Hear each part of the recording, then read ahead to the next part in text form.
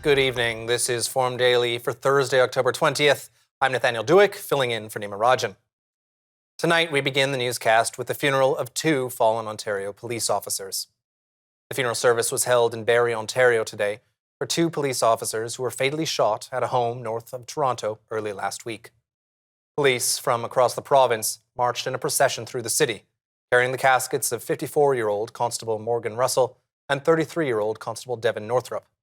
Uniformed officers and members of the public lined the streets to salute the funeral cortege as it passed. The two officers were fatally shot by a 22-year-old man after responding to a disturbance at a home in Innisfil and later died in hospital. Moving to the national capital now, where the Supreme Court of Canada will not hear an appeal from survivors seeking the release of thousands of residential school records. The group of survivors from St. Anne's Residential School in Northern Ontario were hoping to have the country's highest court would make progress in their fight against the federal government. The survivors say Ottawa is in breach of the Indian Residential School Settlement Agreement because it withheld documentation of abuse when deciding upon their compensation. Well, meanwhile, the public inquiry into the federal government's use of the Emergencies Act continued today, hearing from Ontario's provincial police. The OPP warned that support from Canadian political figures for the Freedom Convoy was likely to embolden protesters. The assessment from the provincial police force was in a report compiled February 6th, more than a week after demonstrators first arrived in Ottawa. In its report presented to the public inquiry, Ontario's police force flagged how the apparent support from Canadian political figures was certain to further embolden those organizing and participating in the blockade. Well, as the fall season draws to its end, this year's harvest has farmers in Western Canada hoping it will make up for last year's poor crop yield. But supply chain stalls could put a further wrench in agriculture profits. The Western Grain Elevator Association says capacity remains stable but not comfortable. The group's executive director says grain elevator levels are at about 85%, leading to fears of delivery delays. While 24 complaints about abuse and mistreatment have been filed with Canada's new Sports Integrity Commissioner, most of them are stuck in limbo. Sarah-Eve Pelletier says she can't investigate most of the complaints because so few national sporting bodies have agreed to work with her office.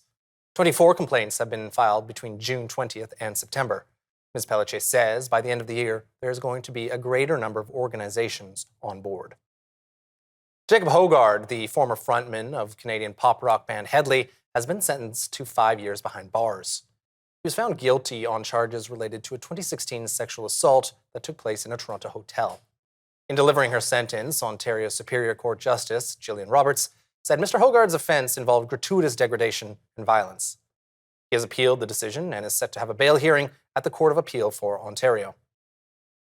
Well, meanwhile, the debate over Quebec's power to unilaterally change the Canadian Constitution has resurfaced. Members of opposition party Quebec Solidaire refused to swear allegiance to the King yesterday, as required by the Constitution.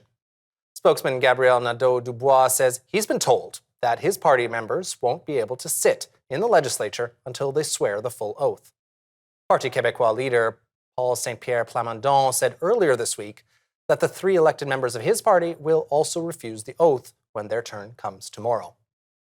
Well, on the West Coast, the contest for leadership of the BC NDP and the Premier's office has dropped to just one candidate. One of 2 candidates seeking the leadership of BC's New Democratic Party has been disqualified for violating campaign rules. The NDP executive says Angelia Pagerai was voted out of the race last night because she had worked with third parties on membership drives. Her disqualification means former Attorney General David Eby has set to become the leader of BC's New Democrats and replace retiring Premier John Horgan. Well, on the East Coast, one of the world's longest-running women's film festivals celebrated its 33rd opening last night. The St. John's International Women's Film Festival runs this year until October 23rd. It was founded in 1989 by Memorial University's former provost and vice president academic Noreen Gulfman. The festival screens movies directed or written by women, and this year's screenings take place both online and in person. Well, all 7 Canadian teams are in action tonight in the National Hockey League. Toronto hosts Dallas, Ottawa entertains Washington, Montreal is home to Arizona, Vancouver visits Minnesota, Winnipeg is at Vegas, Edmonton welcomes Carolina, and Calgary hosts Buffalo.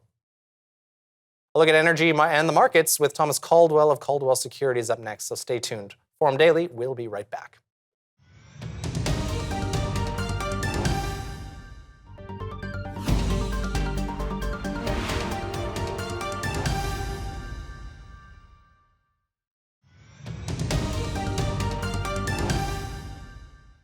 European Union leaders have begun a two-day energy summit looking at joint measures to contain an energy crisis that has already dented their economy and threatens to spread more hardship this winter.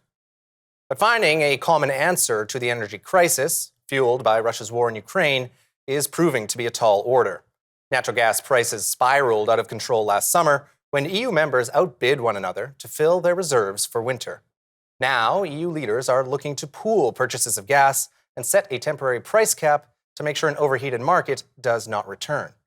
Meanwhile, in Canada, the Federal Statistics Agency reported annual inflation dropping to 6.9% in September, down from 7.0% the month before. In its latest CPI report, Statistics Canada says lower gas prices resulted in the slight deceleration. Well, joining us now to discuss energy and the markets is Thomas Caldwell, chairman at Caldwell Securities Ltd. Sir, welcome to Forum Daily. Thank you, Nathaniel. So with your experience in capital markets, can you share with us your thoughts about energy? Well, overall, if you just take a look at the world, you have basically flawed policy. Ideologues and this climate change, religion, move, whatever, have instituted measures right across the world, America, Canada, everywhere else, to diffuse investing, to pull it down in hydrocarbon energy, which is still the most efficient. That's fine as far as we go, but the pressure to do so is too early. We're not ready for that.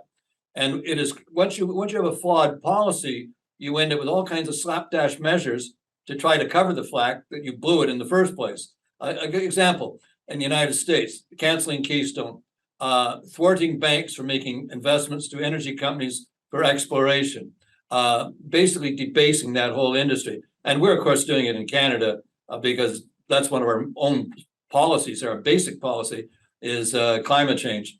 As a result, you just drive energy prices through the roof. Nobody took economics 101. If you cut supply, guess what, kids? Prices go up. And then throw on top of that a crisis, a man-made crisis like a war. And Europe has found itself in a very, very difficult position.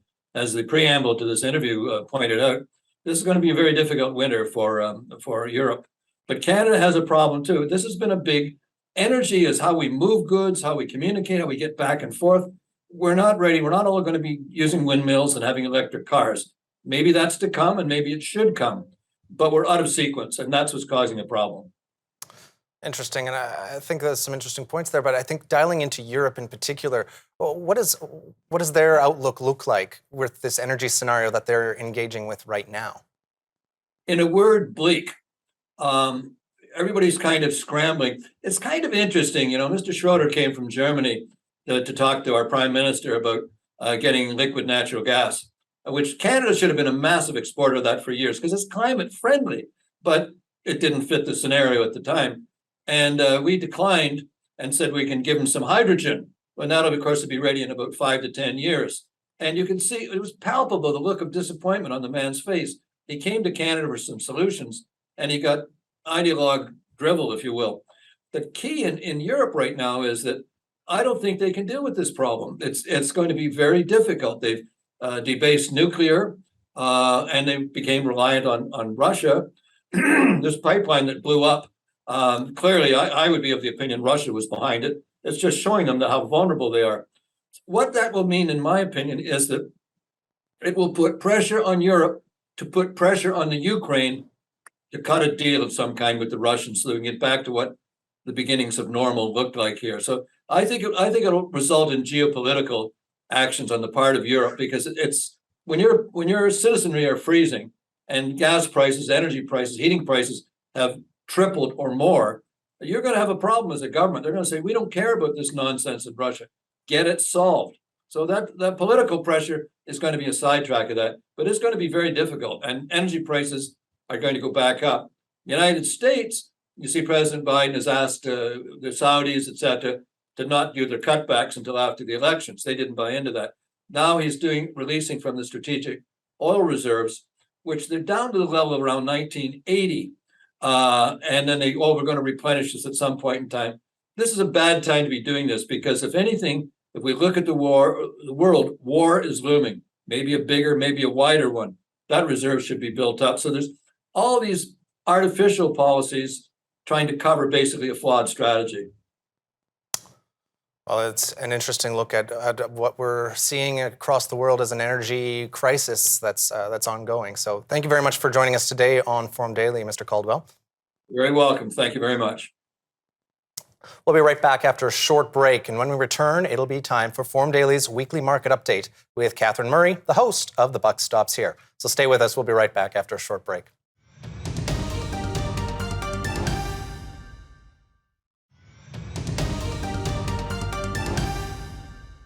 Welcome back. Up now, Forum Daily's weekly market update with Catherine Murray, host of The Buck Stops Here. All yours, Catherine. Thanks, Nathaniel. Hello, everyone, and welcome to your weekly market recap. I'm Catherine Murray. Well, we continue to see a lot of volatility in the marketplace. I know I say that week after week, but that is exactly the environment that we're in as it relates to the markets. You've got a lot of push and pull between the bears and the bulls. Really, the bears, though, have been winning. You will see a lot of your stocks are down by 30 to 40%. Of course, the key contributor there is what the U.S. Federal Reserve, which is the leading central banker in the world, really, in terms of the size and the dominance that it has for risk on assets. The fact that they're in this tightening mode and don't seem to be backing away from that is putting a lot of pressure on risk on assets. And now, of course, they're doing that because of the higher reading on the inflation front. But nonetheless, it's really a driver. It has been the driver of volatility. As we look at the markets this week, we had two huge up days, Monday and Tuesday, probably because investors are thinking that the U.S. Federal Reserve is pushing the economy into a recession and perhaps a deeper, longer recession, and it will be hitting the breaking point. Therefore, the U.S. Federal Reserve will, in fact, hold off. That is why we're seeing these markets rally, also perhaps some short covering. But nonetheless, there's a lot of skepticism whether or not that will continue. In other words, are we actually just seeing bear market rallies? That is the broader consensus, that these rallies we're seeing, which we're seeing once again today, are in fact bear market rallies. We will have to wait and see whether or not that will continue to occur, but definitely the consensus is that it is a bear market rally. Investors are looking at the terminal rate for the overall rate environment to be about 5%. We've got sticky inflation. We know that. And we know, of course, that the U.S. Federal Reserve is still very aggressive in their tightening mode. As it relates to the broader markets, and we look at economic data to indicate where we're going next, we are seeing definitely a bit of a slowdown in economic data. The Philly Fed Manufacturing Index, for one, did disappoint. We're also, of course, keeping our eyes on earnings. And I think the broader theme or takeaway is that there is disappointment. Many CEOs are talking about the macro uncertainty and the negative impact that that very strong U.S. dollar is having on earnings and margins. That would be more for the global companies. We did, however, see some positive results from travel companies. So you definitely are seeing a bit of a shift from the goods to the services side of the economy. So that perhaps is a positive takeaway. And you actually did see that within Las Vegas Sands results. They did beat. They had some strength actually out of Singapore. We also had some strong results out of American Airlines. So again, people are getting back into travel and to really, again, shifting from buying goods, which we've been doing during COVID, and moving into the services side of the economy. Away from that, front and center, of course, will be Tesla. They did miss on their revenue as well as their margins, and they do expect to miss their delivery numbers. But Elon Musk was very upbeat in terms of the long-term demand. So that stock was under pressure to about 4% or so, in case you're interested in looking at it. And away from that, of course, perhaps helping sentiment a little bit is that there are reports that China could shorten the COVID quarantine time for international arrivals. Away from that, we had some big moves in the price of oil. Oil was higher by about 2%. Today, following about a 3% gain on Wednesday. So again, those energy shares still very much in focus for a lot of investors. TSX had a big day Monday and Tuesday this week as well, up by about 2.6% to start the week. Canadian dollar has been a little bit stronger versus the US dollar, but of course, it's in total has been incredibly weak versus the US dollar, like many currencies. And that is leading to the very difficult importation of food inflation for many Canadians.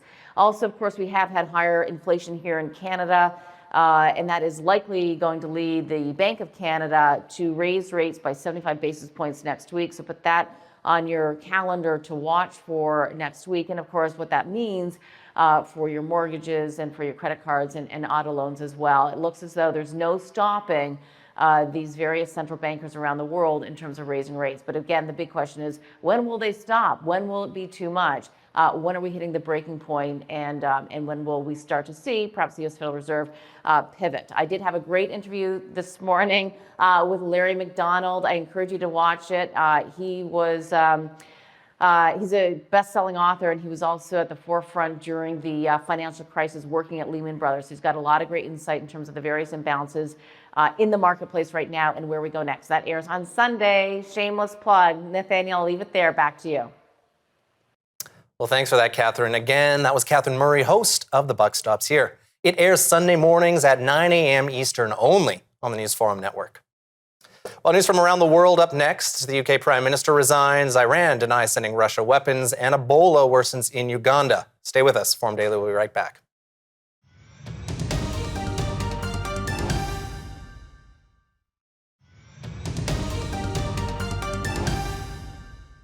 The UK's Prime Minister Liz Truss is out of the top job. Ms. Truss has resigned just over 6 weeks into her term, claiming she cannot deliver on the mandate she was elected to carry out. Now that's an about-face after she said yesterday that she was a fighter and would push through the tumultuous start to her leadership. Ms. Truss's policies triggered economic turmoil in financial markets and a rebellion in her party that obliterated her authority. Well, moving to Iran, where the government is rejecting all claims that it has sent missiles and drones to Russia for the invasion of Ukraine.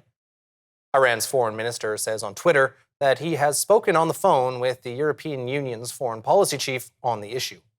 The minister describes the claims that Iran is sending missiles and drones to Russia as baseless. Meanwhile, Russia has declared that it will ramp up attacks against power, water, and other vital infrastructure facilities in Ukraine. In response, Ukraine is launching a power-saving campaign.